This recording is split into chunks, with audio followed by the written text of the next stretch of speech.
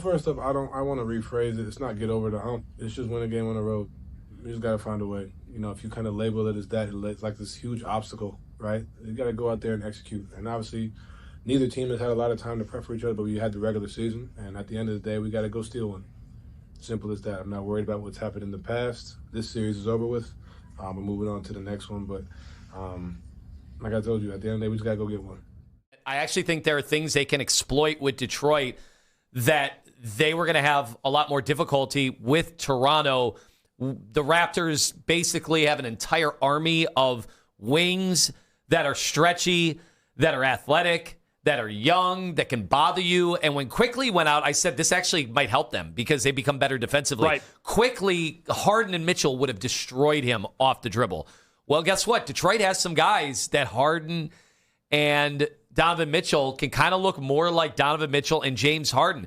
I don't think it's going to look like there's 30 legs and arms dangling every time you drive to the basket. I actually think there's some things they can exploit in a series against Detroit, where the odds makers right now have it pretty close to 50-50, with Detroit getting the slight edge because they are the home team in this series. But of course, Cavs in 6. Yeah, Calling it now. There you go, Daryl. Hey, you can steal home court advantage right off the rip, coming up tomorrow night at 7 o'clock for that tip-off. Yeah, Biggerstaff said what we said all along, like, enough with the like, say it. Put an address on it. If you have something to say it. And again, obviously, this was no extra motivation. And like Luda said, this was kind of a sloppy game. Somebody had to win this game. I do think this is a reason why the Cavs are very scary, right? They are deep. The 3 additions that they made at the deadline are really, really good. Now they all of a sudden have this depth. They have so many different ways to hurt you. They have so many different ball handlers. And there's a reason why they sit there at the top now, tied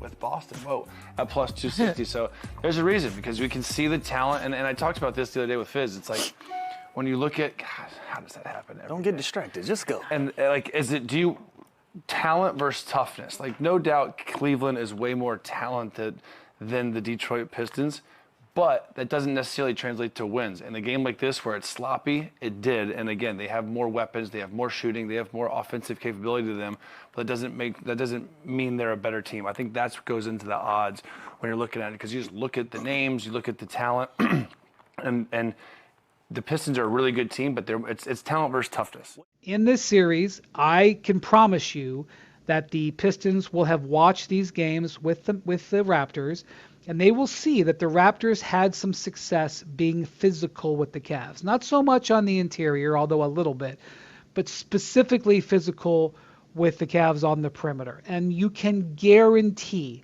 that they are going to lean into that. And you can guarantee that Jalen Duren will be trying to impose his will more. And regardless of what happened yesterday, you know that Jalen Duren thinks he probably can do it against the Cavs, because the Cavs have a reputation, just as Draymond Green said a couple of days ago when he called them very, very soft. It's time to rock and roll, so we're going to talk about, see a lot of mostly reactions, probably most likely from a lot of Cleveland places, of, kind of what the Cavaliers kind of thinking, their fan base kind of thinking about what's going on. Might be some ESPN in there, some stuff like that. Might put some things on the screen.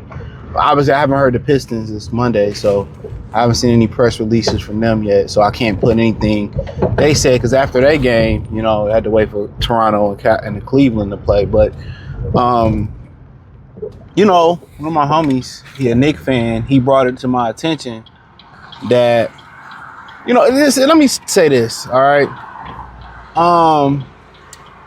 Before we kind of dig into this video, it won't be too long. I might add some more clips that I'm not thinking about to the video. So if you see something I didn't speak on, I probably added it afterwards. This whole culture of trying to, lose games, or, teams trying to position themselves to play certain teams or to avoid certain teams. Look here, let me say this. Now, I kind of heard Gilbert Arenas talking about that, or I think I did a video on it. I put it in one of the videos on his channel where he was saying, oh yeah, you want the easiest route, and this is why he's never a champion. One of the many reasons why he's never a champion. If you're a champion, and you know you're gonna be a champion, you ain't looking for the easy route.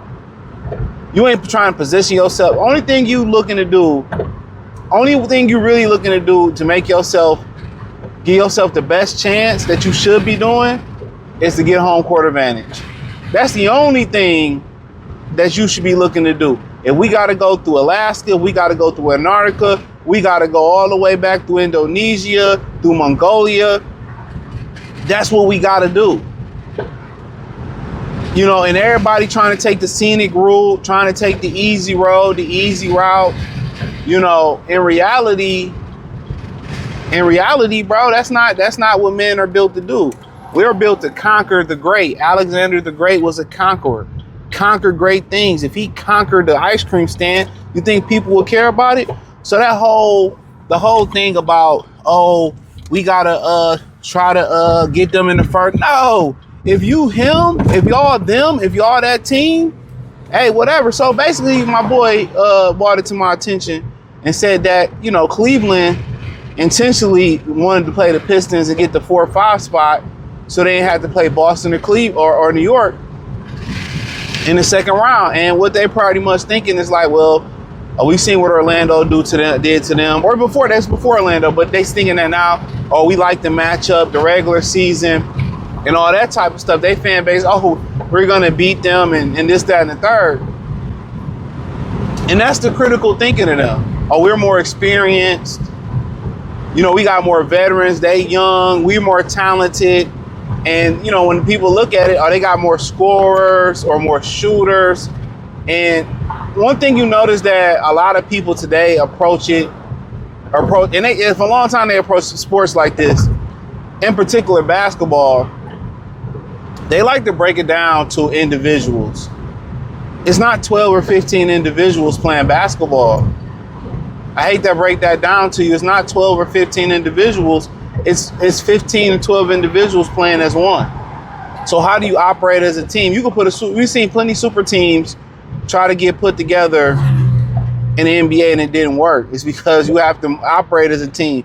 People have to sacrifice. People have to know what people think and the camaraderie. And Detroit is a really good team. They're a really good team. So, I mean, if you're looking for the easiest route to get to the finals, you already lost. I'm just keeping it real. You already lost.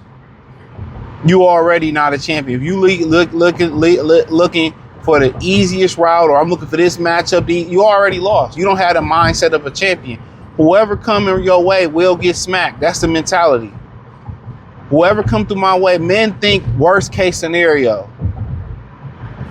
When you got a problem or a potential problem that you see on the rise, in your mind, it's worst case scenario. Your mind jumps to worst case scenario so you can be prepared to do battle. A lot of times it don't even get to that, but you prepared. You're prepared.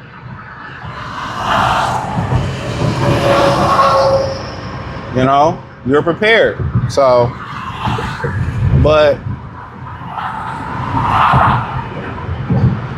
you know, everybody just think they're going to be selfish and just get your fucking way. Absolutely not. Everybody be thinking, oh, I got to get my way, and my way is the more important way. And no. I swear, the deeper you drive out in the suburbs, man, I'm telling y'all, I'll be real with y'all. Y'all Brads and Becky, very selfish people, man. Very selfish, man. In the city, you have a bunch of ignorant ass ninjas driving, but out in the suburbs, you got a bunch of entitled drivers, bro. Entitled in general, assholes. Just straight up assholes. But like I said with Cleveland, I think they licking their chops. And the thing is, well, you know, I was listening to one of the clips with the Cleveland sports writer. Oh, you know, well, Toronto, they trying to say Toronto's not a better team than us. We all know that. Well, they had more. No. They're top 5 defense, by the way. They're top 5 defense. But I'll tell you this, if JD don't do his job this series, we going home. I'll tell you that right now. He better strap his nuts on and put that Angel Reese shit to the car. It might just be a playoff thing.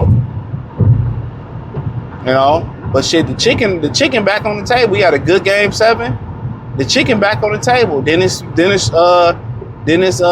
Jenkins, chicken back on the table. He can go knock himself in for a longer contract with a good playoffs. But you ain't been through this but once or twice. You in a learning experience. So a near elimination game should build character, but we'll see. This generation's a little bit different. But I think Cleveland is licking their chops, in my opinion. But hey, let me know what y'all think. Hit the link in the description. Say find me everywhere: Instagram, Facebook, Kick, Twitch, the whole 9, everything inside the link in the description. Peace. Check out Detroit Pistons top playlist. All right, John. Along those lines, go ahead and call your shot in the series. Who do you got? How many games? I think the Cavaliers are going to win this series. I think they're going to win this series in 6 games. I think that this is a better matchup for them. I think for the Cavs, teams that can score in a variety of ways give them problems because at times for them, they fall into some hero ball, and their supporting cast can be up and down at times from a shot-making perspective. You know, I can't say enough. Like, 2 of Strus, Dean Wade, Sam Merrill, 2 of those guys going is so key. You know, Detroit's got a hot Danish Jenkins. He's playing quite well. It's not like I'm sitting here scared of Detroit's offense. I'm just not. You know, you can't let Cade be a facilitator. If Cade's a scorer, go ahead. You know, like, score 32. But if you're letting him score 32 and have 8 or 9 assists, that's a problem. That's a big problem. So how the Cavs defend Tobias Harris and how they keep Cade as a scorer, not a passer, is going to determine the series. But, guys, you know, Cleveland's taken 7 of the last 10 meetings from the Detroit Pistons. And Detroit is a really formidable team, a good team. They had to come back from 3-1 down, but they were still down 3-1 to an 8 seed. The Cavs know what Detroit wants to do. And, sure, the Pistons do know the Cavs well, but I loved your point earlier. James Harden played within himself last night. I even felt Donovan. Donovan didn't hit threes, but late in the game, Donovan played smart. He said, let me do what it takes to win. These 2 guys are on a mission, and it's to shed the narratives that are out there that they can't perform this time of year. This is staring you in the face. Cade Cunningham's a great player, but you're James Harden and Donovan Mitchell. Play within yourself, set up your teammates, get stops. It's right in front of the Cavs. They win this thing in 6 games.